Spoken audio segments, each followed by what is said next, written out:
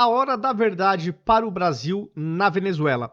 Neste editorial do Estadão, ele coloca alguns pontos importantes e incômodos para o Lula e para a cúpula do PT.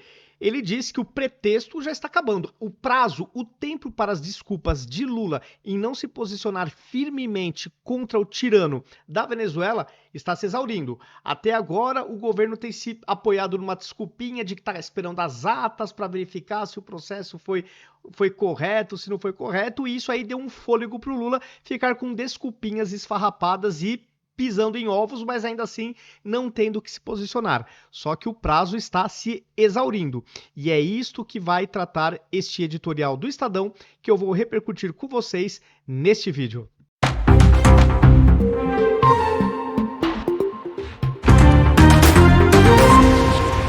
Entrando no editorial.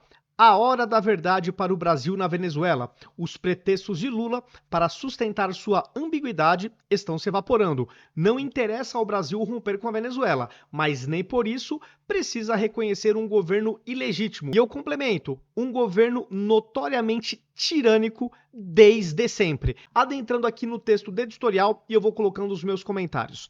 O governo brasileiro ingressa na terceira semana de crise na Venezuela, mantendo seu posicionamento ambivalente.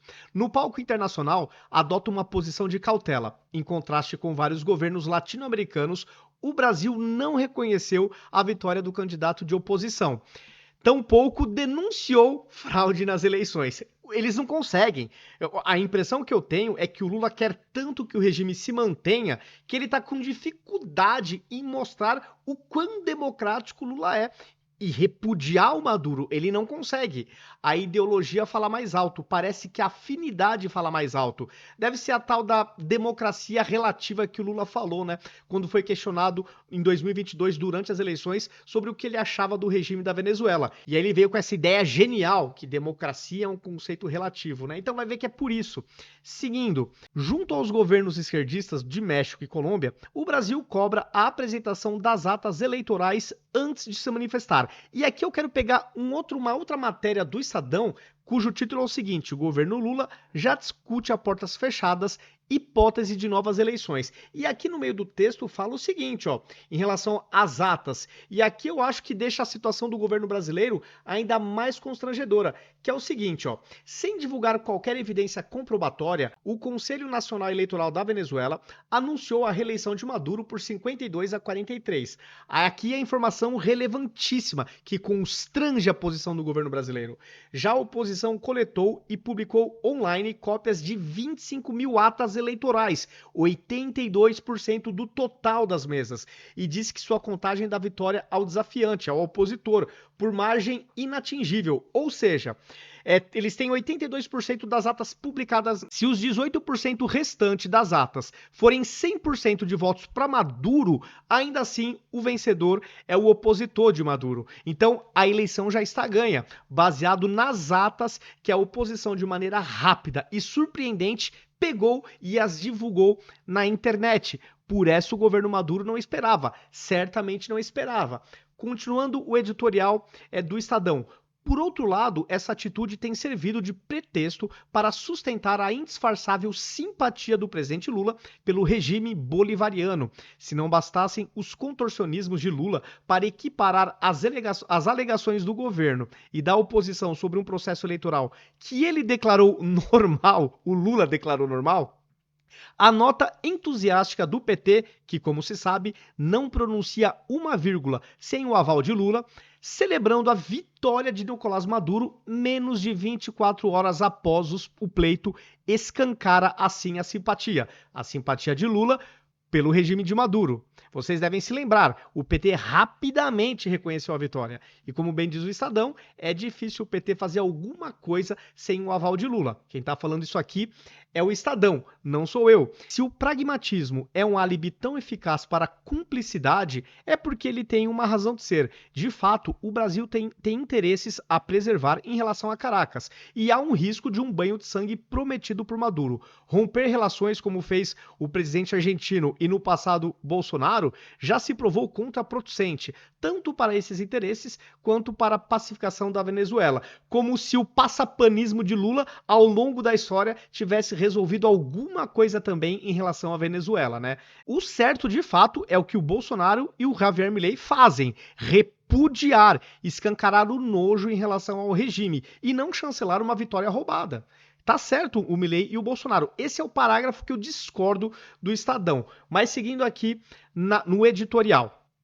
O próprio governo dos Estados Unidos não declarou Gonçalves o presidente eleito e tem promovido negociações sigilosas, oferecendo anistia a Maduro e seus correligionários, em troca de uma transição de poder. Isso eu acho que pode até ter resultado. Tá? Eles garantem que não vai acontecer nada com o Maduro, e em contrapartida o Maduro entrega o poder. Eu acho que isso pode ser um caminho, ainda mais partindo dos Estados Unidos. Quem sabe, né? Vamos torcer. A opção pela democracia ao invés da punição é pertinente. A pressão máxima, através de sanções econômicas, se mostrou ineficaz e o governo de Maduro tem vulnerabilidades que podem ser exploradas para uma solução de compromisso.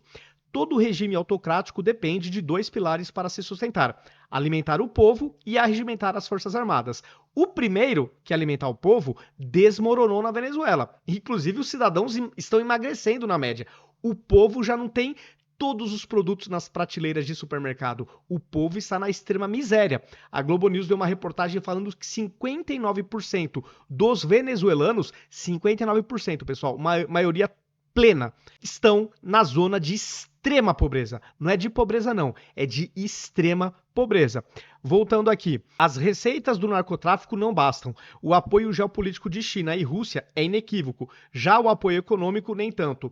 A Rússia quer manter os preços do petróleo altos e não tem interesse em colaborar com a Venezuela para impulsionar a oferta global. A China não porá mais dinheiro num país que já lhe deve bilhões. Além do empobrecimento das famílias dos militares, a humilhação ante os oficiais cubanos a serviço de Maduro e as prisões de soldados contribuem para aumentar o ressentimento nos quartéis. A combinação norte-americana de promessas de anistia a dissidentes e ameaças de sanções aos apoiadores do regime é projetada para ampliar essas fissuras. O Brasil pode pouco neste jogo de forças, mas pode algo, e a hora de pôr em prática ou não aquilo que pode se aproxima, uma vez que as tais atas eleitorais, para surpresa de ninguém, não serão disponibilizadas, ou se forem, dificilmente serão críveis. Eu acho que é impossível de serem críveis, porque haverá manipulação do regime, já que a oposição colocou na internet as atas digitalizadas, 82% do total, que já garante o voto do opositor. Então, se eles disponibilizarem, serão adulteradas. O Brasil não precisa romper com a Venezuela, mas nem por isso precisa reconhecer a vitória de Maduro. O povo da Venezuela exprimiu sua vontade nas urnas e a maioria insatisfeita tem dado mostras de coragem e resiliência nas ruas. Está agendado para essa semana uma conversa entre Lula e os presidentes da Colômbia e México com Maduro. Um presidente brasileiro comprometido com os valores democráticos e os direitos dos venezuelanos deveria deixar claro que o Brasil apoiará a suspensão da Venezuela nos fóruns dos quais faz parte e, eventualmente, sanções dirigidas aos perpetradores da tirania. Vocês acreditam nisso, partindo de Lula? Eu, particularmente, não acredito, porque eles tiveram 5 mandatos para repudiar as tiranias socialistas do Foro de São Paulo da América Latina. Não os fez. Fará agora? Eu, particularmente, acho muito difícil. Se bem que é bem verdade que a pressão agora é muito maior do que no passado. Isso também é uma verdade que às vezes pode mudar, quem sabe, aí a postura de Lula. A questão é se Lula é presidente o suficiente para fazer isso. A retórica do pragmatismo tem lhe permitido se esquivar da resposta, mas a hora da verdade está chegando e eu subscrevo o editorial do Estadão. E aqui tem uma outra matéria do Estadão que fala o seguinte, que o Brasil, o Celso Amorim, está discutindo a portas fechadas uma hipótese de novas eleições na Venezuela. Bom, para mim, é para tentar, será a pergunta, né? Será que é para tentar fazer o Maduro vencer a forceps essas eleições, já que a oposição provou através das atas que o Maduro perdeu? É uma pergunta que eu faço. Outra, será que, tendo uma outra oportunidade, o Maduro não vai corrigir, entre aspas, os vacilos que cometeu? Quais vacilos? Por exemplo, de deixar a oposição pegar 82% das atas totais do país e disponibilizá-las online, na internet. Talvez o governo Maduro tenha um pouco mais de cuidado agora. Será que não? Será que não vai aumentar a opressão contra os opositores por parte da tirania? Será que agora não vai ser goela abaixo mesmo o resultado? O que diz a reportagem é que eles discutem que, em havendo essa eleição, nova eleição, uma espécie de segundo turno, que sejam colocados observadores internacionais. Claro, isso é o que a gente espera também. O que eu espero que aconteça, uma sugestão minha, por quem der eu poder dar sugestão, né?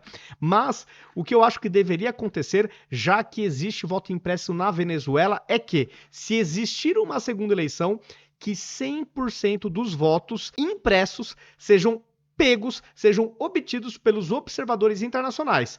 Para quê? Para que seja confrontado com a contagem digital que será feita. Então você vai ter a contagem digital dos votos, que é o modelo tradicional, e aí organismos internacionais de posse dos votos impressos vão confrontar.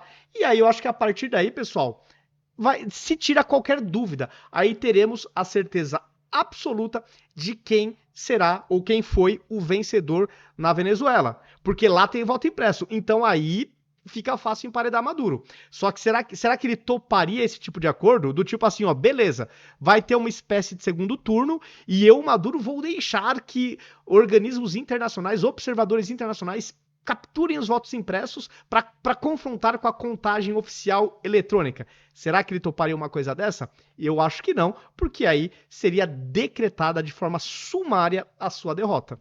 Tá? Então, isso é o meu ponto de vista. É minha opinião. Não estou dando aqui notícia, nem estou descrevendo um fato. Estou dando o meu ponto de vista baseado nas informações aqui do Estadão, do editorial e dessa outra reportagem que fala das intenções do Brasil de propor uma espécie de segundo turno lá na Venezuela. Pessoal, é isso. Coloque nos comentários o que vocês acharam disso tudo, se concordam ou não com as minhas observações, com os pontos que eu coloquei aqui, que eu vislumbro, né?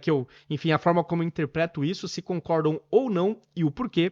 Se gostaram do vídeo, compartilhem, ajude na divulgação, compartilhem nas suas redes sociais, nos grupos de WhatsApp, de Telegram, pra gente sair da bolha e alcançar, de repente, aquelas pessoas que votaram no Lula e que já se arrependeram. A gente tem que trazer essa galera em 2026 pro nosso lado, porque aí vai ser fácil vencer as próximas eleições. Então temos que fazer o nosso trabalho de formiguinha em aumentar o alcance de conteúdos que a gente concorda, né? Então fica aí o meu pedido. E se gostaram, deixe também um like, deixe um comentário para os algoritmos entenderem que o vídeo é relevante. E aí eles passam a entregar para mais pessoas, tá? Então fica aí o meu pedido também de like e de um comentário, se for possível. É isso, pessoal. Até o próximo vídeo.